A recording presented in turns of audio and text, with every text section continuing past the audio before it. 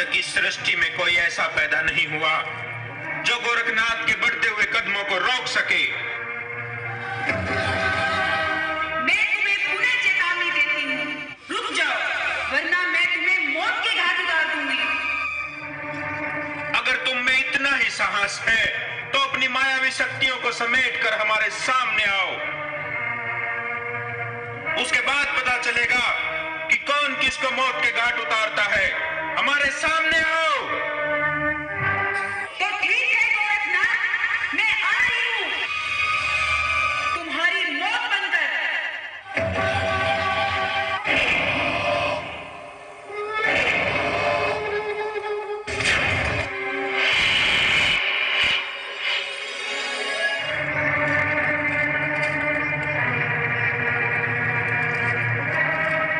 हे माता काली, प्रणाम।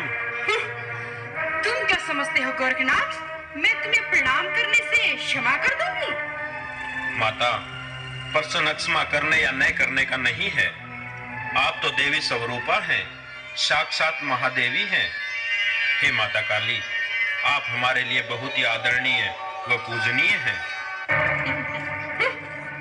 गोरखनाथ, नाथ शिरोमणि, नाथ पंथ के गुरु, जब मौत सामने दिखाई दी तो उसका गुणगान करने लगे, लेकिन अब बहुत देर हो चुकी है गोरखनाथ।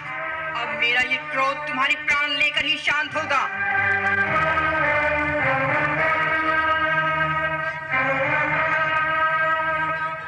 हे माता काली, आप मुझ पर इस तरह क्यों क्रोधित हो रही हैं? मैं उसका कारण जानना चाहता हूँ। सब कुछ जानते हुए भी अनजान मत बनो गोरखनाथ। क्या तुम्हें इतना भी ज्ञात नहीं कि ये मेरा क्षेत्र है, और जो कोई मेरे क्षेत्र या मेरे मंदिर में प्रवेश करता है तो पहले उसे मुझे प्रसन्न करने के लिए एक इंसान की बलि देनी पड़ती है। अगर जो कोई ऐसा नहीं करता तो मैं उसके शरीर के छोटे छोटे टुकड़े कर स्वयं ही उसकी बलि ले लेती हूँ। माता, आपका इस तरह निर्दोष प्राणियों की भेंट लेना उचित नहीं है। और वैसे भी हम साधु संतों पर आपके नियम लागू नहीं होते। मुझे ज्यादा शिक्षाएं देने की आवश्यकता नहीं है गोरखनाथ। किस पर क्या नियम लागू होते हैं ये सोचना हमारा काम है, क्योंकि तुम इस समय मेरे अधिकार क्षेत्र में खड़े हो। मैं तुम्हें एक अंतिम अवसर प्रदान करती हूँ गोरखनाथ। अगर तुम अपने प्राणों की रक्षा चाहते हो तो तुरंत एक शिष्य की भेंट मुझे दो, ताकि मेरा क्रोध शांत हो सके।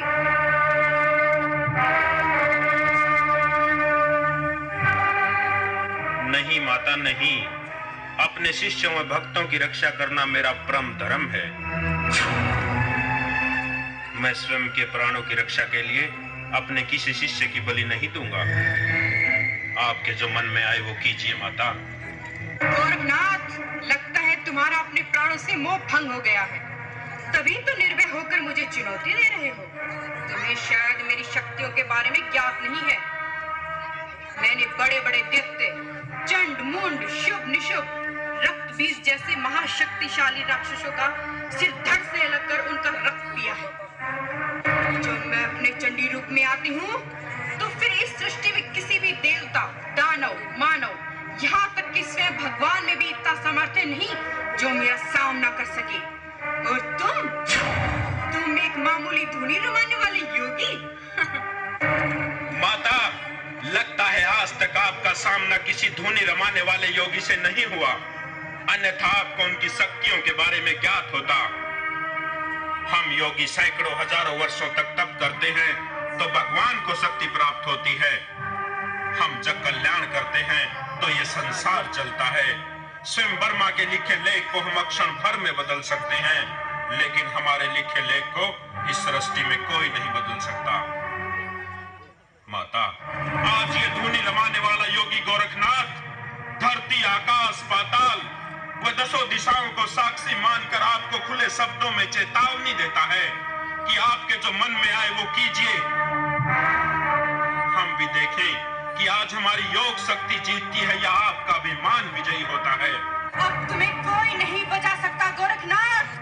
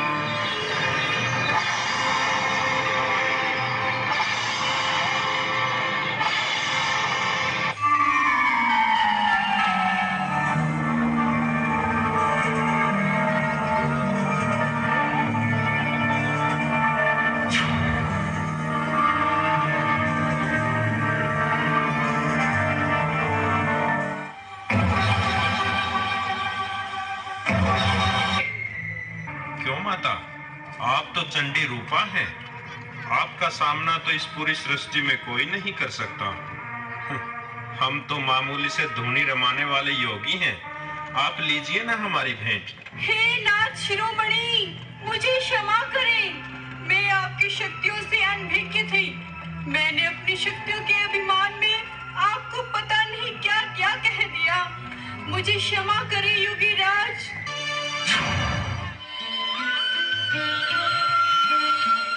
हे शिव अवतारी गुरु गोरखनाथ जी, आज आपने जो मेरा अभिमान चूर चूर कर मुझे जो नई राह दिखाई है, उससे सचमुच मेरा जीवन धन्य हुआ। आज मुझे एहसास हुआ कि कोई इंसान या देवी देवता अपने आप को सबसे बड़ा या शक्तिशाली न समझे, क्योंकि इस सृष्टि में उससे भी बड़ा कोई न कोई अवश्य होता है। जी हाँ माता, हमें किसी भी देवी देवता के छोटे या बड़े होने का आंकलन उसके द्वारा धारण किए गए अस्त्र शस्त्रों के आधार पर नहीं करना चाहिए, और न ही उसे किसी युद्ध विजयी होने के आधार पर उच्च स्थान मिलना चाहिए, बल्कि उसके बड़पन का मापदंड उसके द्वारा किए गए जग कल्याण के आधार पर होना चाहिए। हमें सदैव इस बात की चिंता रहनी चाहिए कि हमारे भक्तों ने हमसे क्या मन्नत मांगी है और हम कितनी शीघ्र उनके द्वारा मांगी गई मन्नत को पूर्ण करते हैं, क्योंकि माता, ये उनके आस्था का प्रश्न होता है, और हमारे प्रति उनकी इस आस्था से ही हमें यश, प्रसिद्धि व बल की प्राप्ति होती है। हे योगीराज, वास्तव में आपकी ये अपने भक्तों के प्रति चिंता वे उनके कल्याण की भावना ही आपको महान बनाती है, तथा आपके ये वचन बहुत अनमोल वे प्रसिद्धि का मूल मंत्र है। हे माता, अब हम यहाँ से प्रस्थान करना चाहते हैं ताकि अपने अधूरे कार्य को हम पूर्ण कर सकें। जैसी आपकी इच्छा नाथ जी। प्रणाम। प्रणाम।